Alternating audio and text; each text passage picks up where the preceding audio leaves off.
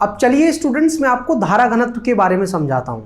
तो किसी भी बिंदु पर धारा घनत्व का जो मान है वो इस बिंदु पर विद्युत धारा और उस बिंदु पर जो अनुप्रस्थ काट का क्षेत्रफल है उन दोनों के अनुपात के बराबर होता है। अब ये जो हमारा धारा घनत्व है उसको हम निरूपित करते हैं स्मॉल जे से। और मान लीजिए ये वो असमान अनुप्रस्थ काट के क्षेत्रफल वाला तार है जिससे विद्युत धारा प्रवाहित हो रही है, और मैं बिंदु x पर धारा घनत्व का मान पता करना चाहता हूं। तो मुझे यह पता करना पड़ेगा कि बिंदु x पर जो विद्युत धारा है उसका मान क्या है, वो हमें दे रखा है I, और बिंदु x पर जो अनुप्रस्थ काट का क्षेत्रफल है वो है a। तो I बटे a जैसे ही आप करोगे आपको क्या मिल जाएगा, इस बिंदु पर धारा घनत्व j का मान। क्योंकि धारा घनत्व धारा और क्षेत्रफल के अनुपात से मिल रहा है तो इसका जो मात्रक है वो भी इन दोनों का अनुपातों से मिलेगा। क्या आ जाएगा, एम्पियर प्रति मीटर स्क्वायर। और विमीय सूत्र के लिए आप इन दोनों के विमीय सूत्र डालो। धारा का क्या होगा A, और मीटर स्क्वायर का मतलब L2, और L2 ऊपर जाएगा तो क्या बन जाएगा L-2। इसका विमीय सूत्र आ गया AL-2। और स्टूडेंट्स, ये जो धारा घनत्व है वो एक सदिश राशि है, और सदिश राशि है तो इसकी एक दिशा भी होगी, और इसकी दिशा हमेशा विद्युत धारा की दिशा में होती है। और विद्युत धारा की दिशा आपको पता होनी चाहिए कि धनावेश के लिए वो उस तरफ होती है जिस तरफ आवेश चल रहा है, और ऋणावेश के लिए वो हमेशा आवेश की गति के विपरीत होती है। वो हमें मतलब है धारा घनत्व से, जिस भी तरफ धारा उसी तरफ धारा घनत्व। तो अभी जो मैंने आपको धारा घनत्व निकालकर दिखाया है वो इस पूरे के पूरे अनुप्रस्थ काट के क्षेत्रफल से निकालकर दिखाया है। हो सकता है कि इस अनुप्रस्थ काट के क्षेत्रफल पर धारा घनत्व का मान बदल रहा हो, लेकिन यहां पर मैंने क्या करा है कि पूरी अनुप्रस्थ काट के क्षेत्रफल से जो धारा प्रवाहित हो रही थी वो पता की, उसका क्षेत्रफल पता किया, और दोनों के अनुपात से मैंने निकाल दिया धारा घनत्व। तो इस धारा घनत्व को हम कहते हैं औसत धारा घनत्व। अगर आप तात्कालिक धारा घनत्व पता करना चाहते हो तो आपको एक छोटा सा क्षेत्रफल सेलेक्ट करना होगा जिसका क्षेत्रफल मान लेते हैं क्या है, dA। और इस छोटे से क्षेत्रफल से आपको विद्युत धारा का मान पता करना होगा, वो मान लेते हैं क्या है, dI। तो छोटे से धारा और छोटे से क्षेत्रफल दोनों का जो अनुपात है वो आपको क्या देगा, उस क्षेत्रफल से तात्कालिक धारा घनत्व का मान। क्लियर है। और दूसरी बात आपको यह भी ध्यान रखनी है कि इस परिभाषा में ये जो धारा है उसकी दिशा में हमारा क्षेत्रफल सदिश आना चाहिए। क्षेत्रफल सदिश आपको पता है कि प्रत्येक क्षेत्रफल को हम एक सदिश से निरूपित कर सकते हैं जिसका परिमाण तो क्षेत्रफल के बराबर ही होगा, लेकिन दिशा होगी क्षेत्रफल के लंबवत बाहर की तरफ। तो ये जो डायरेक्ट फॉर्मूला है वो आपको तब लगाना है जब क्षेत्रफल सदिश और धारा एक ही दिशा में आ रहे हो। कभी कभी क्या होता है कि धारा और क्षेत्रफल सदिश समान दिशा में नहीं होते। जैसे धारा की दिशा तो हमें दिख रही है, लेकिन मैं क्षेत्रफल का जैसे ही क्षेत्रफल सदिश बनाऊंगा इसके लंबवत, तो वो क्षेत्रफल सदिश इसके साथ मान लेते हैं थीटा कोण बना रहा है। अब आपको क्या करना है, क्षेत्रफल सदिश का वो घटक पता करना है जो धारा की दिशा में आए। तो किसी भी वेक्टर के दो घटक काटे जा सकते हैं। जिस लाइन से वो थीटा कोण बनाता है उसकी दिशा में उसका घटक आता है a cos थीटा, और दूसरा जो घटक होता है वो cos थीटा के लंबवत होता है, वो है a sin थीटा।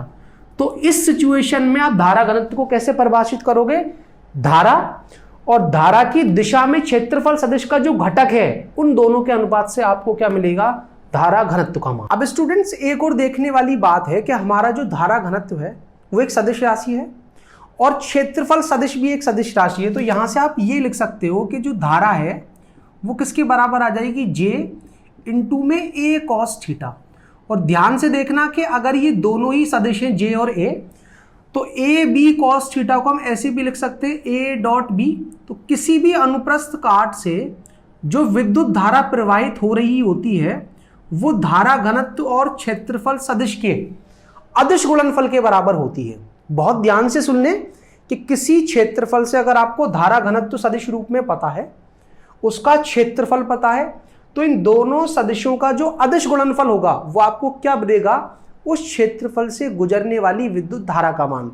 और दो सदिशों का जो अदिश गुणनफल होता है उससे हमेशा एक अदिश राशि मिलती है, और विद्युत धारा कैसी राशि है, अदिश राशि। और अगर आपको अब धारा घनत्व समझ आ चुका है तो चलिए एक बेसिक सा सवाल कर लेते हैं जिससे आइडिया लगे कि हमसे किस तरीके का अंकित प्रश्न पूछा जा सकता है। किसी एक असमान अनुप्रस्थ काट के क्षेत्रफल वाले तार से किस भौतिक राशि का मान बदलता है। पहली है विद्युत धारा और दूसरा है धारा घनत्व। तो विद्युत धारा मैं आपको बता चुका हूं कि अगर कोई असमान अनुप्रस्थ काट के क्षेत्रफल वाला तार हमारे पास है और उसके इन दोनों बिंदुओं पर जो अनुप्रस्थ काट के क्षेत्रफल है उन्हें मैं AX और AY मान लेता हूं। तो विद्युत धारा का जो मान है वो सभी बिंदुओं से कैसा रहता है, समान। उसकी वजह क्या थी कि विद्युत धारा की परिभाषा क्या है, एकांक समय के अंदर किसी भी अनुप्रस्थ काट के क्षेत्रफल से जो आवेश प्रवाहित होता है उसे हम विद्युत धारा कहते हैं। तो जो एकांक समय में प्रवाहित होने वाला आवेश है वो दोनों ही बिंदुओं X और Y से समान आना चाहिए। अगर वो Y से गुजरना कम हो गया तो वो बीच में कहीं रुकेगा, और आवेश बीच में जब रुकेगा तो उसके इकट्ठा होने की वजह से स्पार्किंग हो सकती है। और अगर यहाँ से ज़्यादा गुजर रहा है तो जब यहाँ से कम चला तो ज़्यादा हुआ कैसे, वो आवेश आया कहाँ से। इसी वजह से किसी भी तार के अंदर धारा का जो मान है वो अनुप्रस्थ काट के क्षेत्रफल पर निर्भर नहीं करता, हर जगह उसका मान कैसा आएगा, समान। बात करें धारा घनत्व की तो वो अनुप्रस्थ काट के क्षेत्रफल से जो विद्युत धारा है और उसका जो क्षेत्रफल है दोनों के अनुपात से आपको मिलेगा।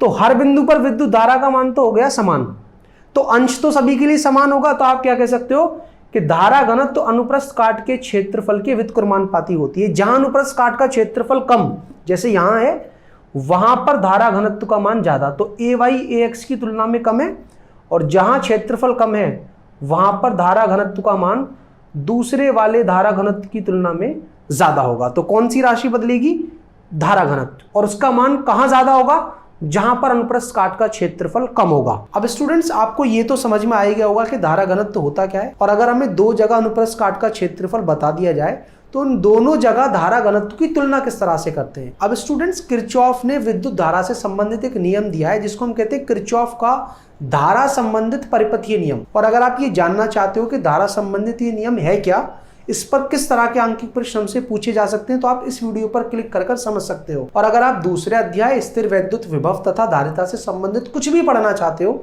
तो आपके लिए हमने प्लेलिस्ट तैयार की है, इस पर क्लिक कर आप जो टॉपिक चाहो वो पढ़ सकते हो। कुछ ना समझ में आए तो कमेंट सेक्शन में पूछ सकते हो।